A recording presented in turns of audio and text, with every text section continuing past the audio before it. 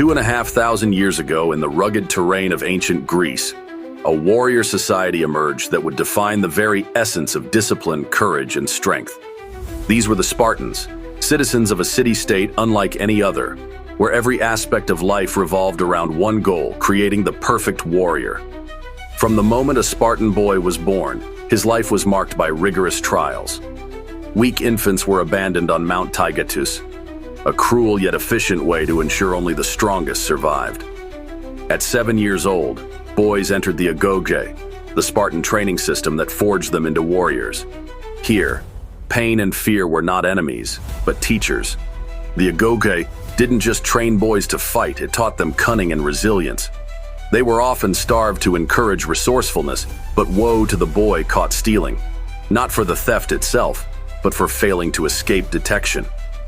Spartan warriors were masters of the phalanx, a fearsome military formation that turned them into an impenetrable wall of shields and spears. Every man was a vital link in a chain, where individual glory was sacrificed for collective strength. Their motto was clear: return with your shield or on it.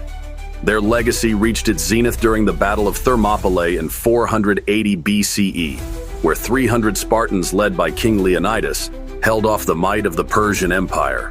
Against overwhelming odds, they fought not for victory, but for honor, giving their lives to protect Greece. Even Spartan women played a crucial role in this warrior society.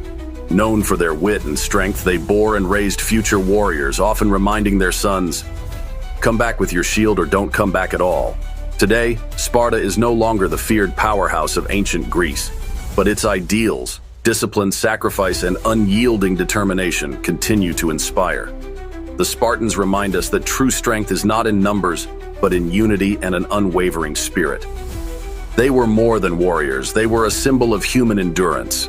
The question is, in the face of adversity, can you channel your inner Spartan